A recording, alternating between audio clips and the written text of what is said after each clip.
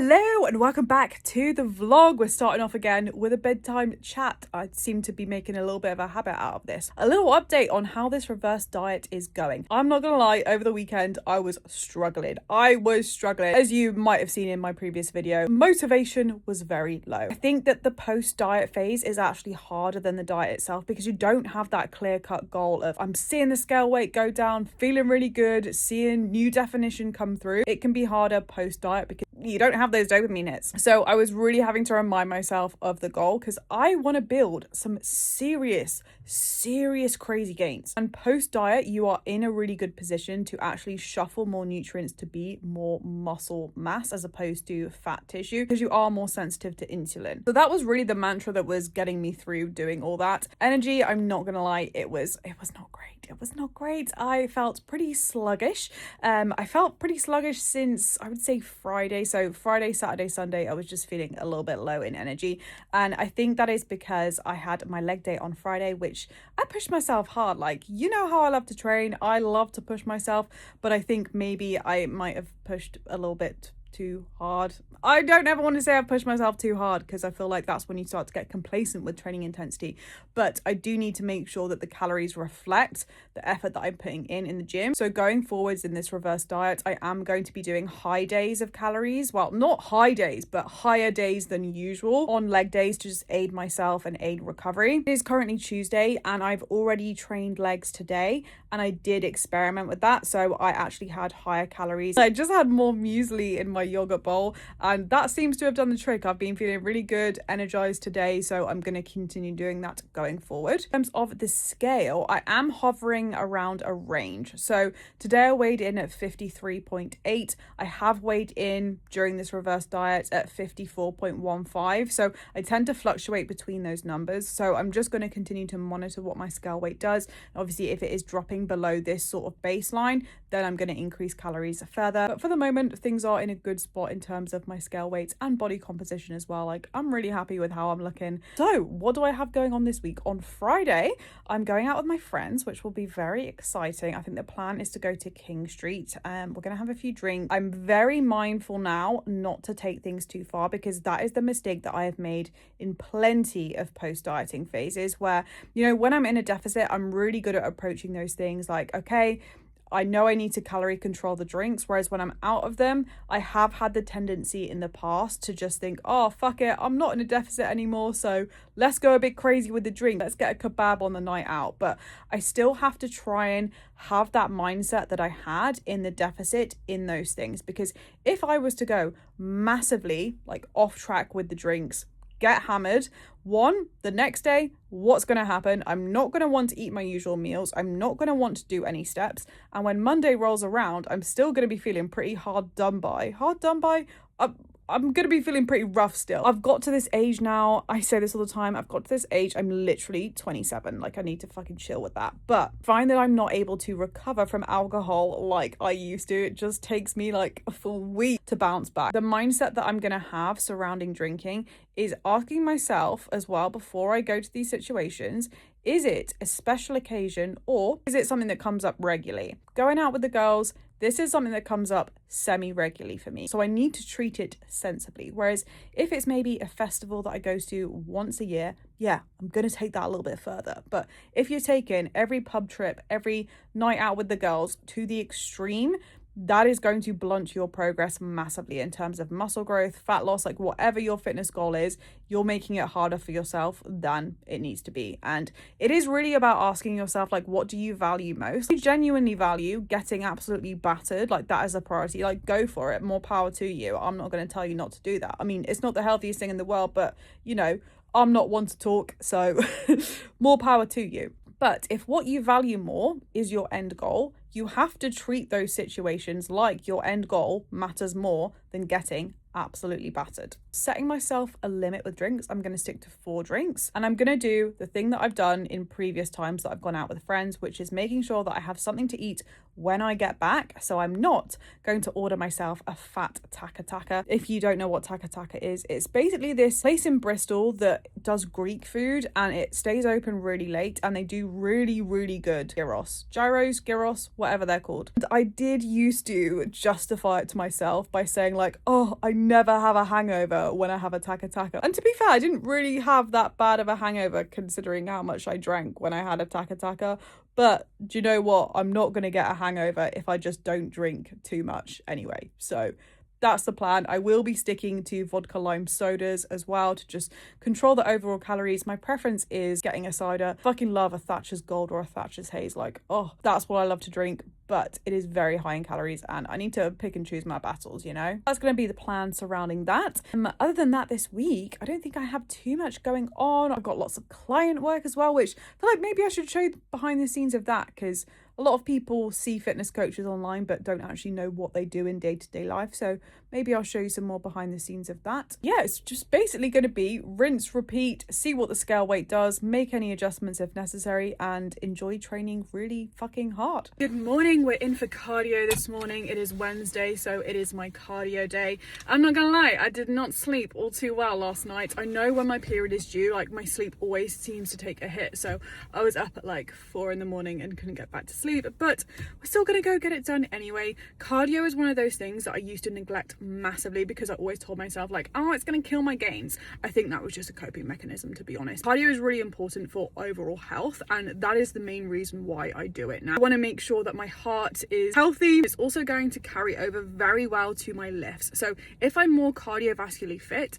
I'm not going to be taxed out by my cardiovascular system when I'm doing like heavy set of Bulgarian split squats, etc. So make sure you still do your cardio, even if you're not in a deficit anymore. Still do it for the health benefits, but also view it as something that is actually going to help improve your lifts. As usual, I play a cheeky little bit of Sudoku when I do the Stairmaster because I find that YouTube or Netflix does not occupy my brain. I'm still checking the clock, and this really helps actually occupy my mind because I'm doing something. And we're out getting lunchtime steps in. What a fucking beautiful day.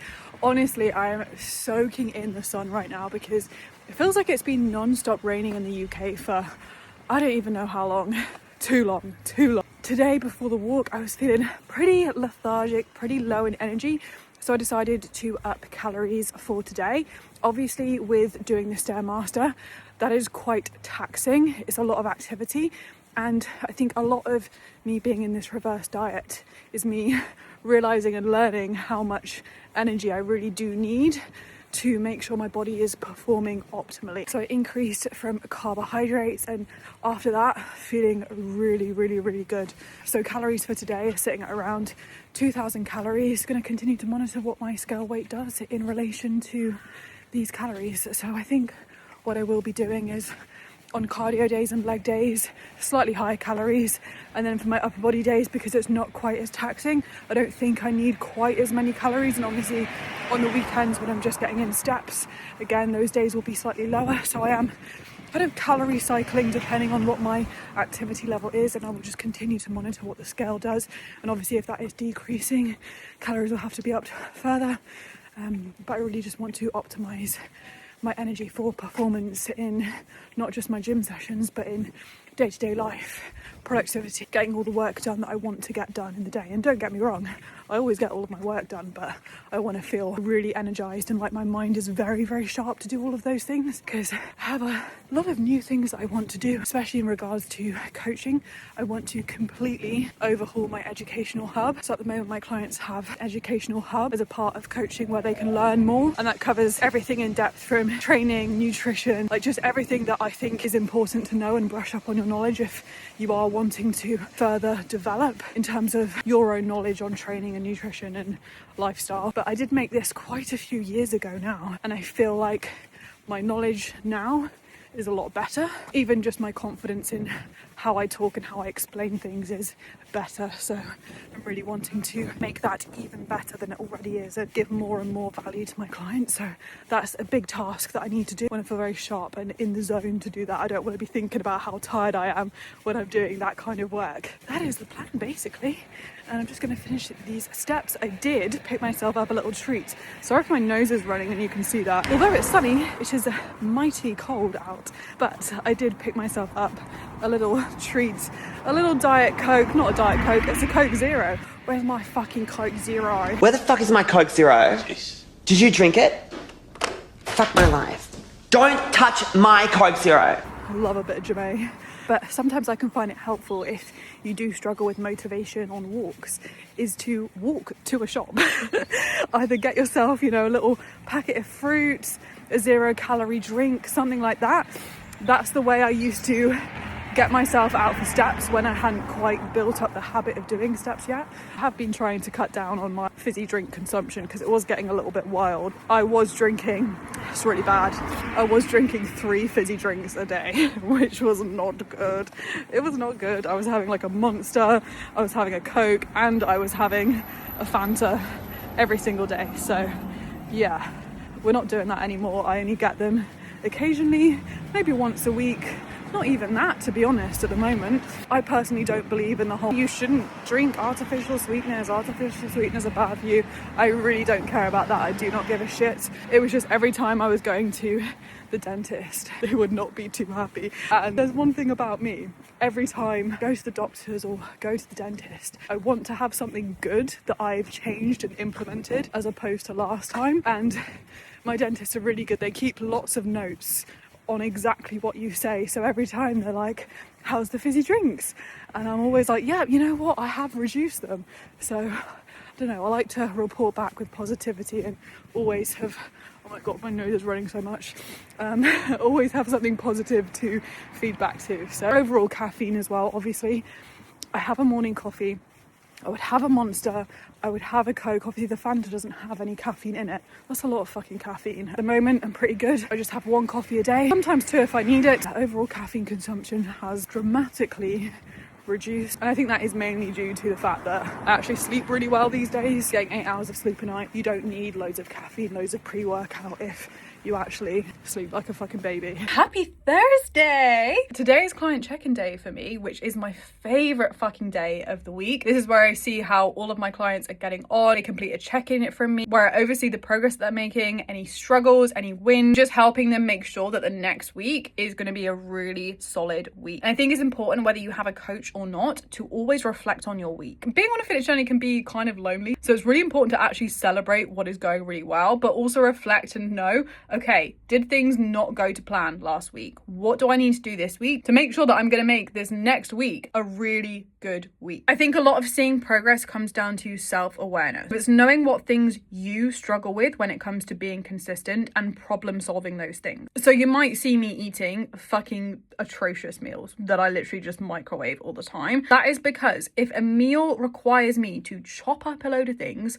wash up tons of pots and pans, I'm not doing it. And that is a surefire way of me ordering a fucking Domino's. So what I have to do to get over that is make meals that are really simple, that don't require me to wash up loads of things, to chop up loads of things. I buy pretty much just pre-chopped veg, pre-chopped things that I can literally just whack in the microwave. You have to get very, very clear on what it is you struggle with and problem solve those things and find ways around it. There's always going to be an element on your fitness journey of doing things that you don't love to do, but you can always make things as easy for yourself as possible. And can we take a moment to appreciate my client's progress? She has been working with me for around 18 to 19 days. So this was her first check-in picture that she sent in. And then this is the most recent one. Like, how insane is that? This girl has not missed a beat. She is being 100% adherent to everything. Like, the definition in her midsection and her quads compared to the first picture is actually insane. Like, I can't quite believe that this is only 18 days progress. Insane. We are going to ignore the mess that is in the room because that's a problem for later me. I will sort it out in a bit, but are we seeing the gains?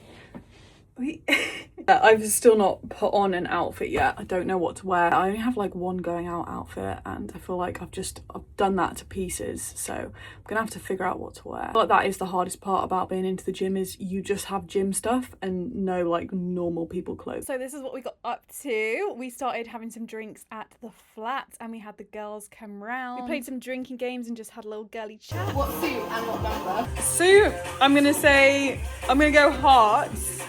A number, I'm gonna go 3. You were so close. Oh no. I got a drink. Then we decided to meet up with some other friends and we actually ended up going to White Ladies instead of King Street. It was 12 and I was just not feeling it tonight. Do you know those days where you drink, where alcohol doesn't make you a happy, good drunk, it just makes you kind of a tired drunk? That's what I was feeling. So I was out and I was like, do you know what, I would rather be home right now. So that is what I'm doing. This is the first time in a very long time this has happened to me. Like, I don't usually do this, but you know, I think it's important to make sure that you enjoy what you do. If you're not having a good time, if your head isn't in it, why just force yourself to drink more, to try and enjoy yourself? I think I had 3 drinks and I'm not about to just force a load of alcohol down me for the sake of trying to have a good time. Like, if I'm not having a good time, like why just try and mask that with alcohol? I'm very proud of myself for doing this, because I think me a few years ago would just try and drink into oblivion to try and mask that and to try and make myself have a good time. It's okay to leave early if that's what you want to do. As usual, I am tucking into my Itsu pot noodle. Only 192 calories and definitely saves me from getting something more calorie dense like a kebab or a pizza. I go for these Itsu ones because they're much lower in calories than like a pot noodle. Pot noodle will send you back like 400 to 500 calories, whereas this one under 200 calories, so you really can't complain. So it is the day after drinking. I'm not gonna lie, I was feeling a touch rough when I woke up this morning. I didn't even drink that much, so it was definitely down to poor sleep, because obviously when you drink, your sleep is never all that good. But this is everything that I have been doing today to ensure that I'm still on track with my nutrition, because in my opinion, the day after drinking can sometimes be harder than the day of drinking when it comes to sticking to your nutrition. So what I did was, one, I had my usual breakfast because I love it so much. It is a 10 out of 10, delicious. I wouldn't even want to eat anything else. Like, that is just my ideal breakfast to have. So I had that. But then for my other meals, I did switch things up slightly. So I like to have more of an if it fits your macros approach on the day after drinking, because I don't really want to eat a load of vegetables, micronutrients after drinking. Like, I want the fucking carbs. Like, give me all of the carbs in the world after drinking. But we still need to make sure that we're hitting our protein, hitting our macros. So I just allow myself a little bit more flexibility. It's less nutrient dense food, but it's still going to hit my macros. So what I did was I walked myself to Tesco to get my steps in, which is such a hack to do after drinking. Make sure that there are things that you can do that's a reason to get the steps in, because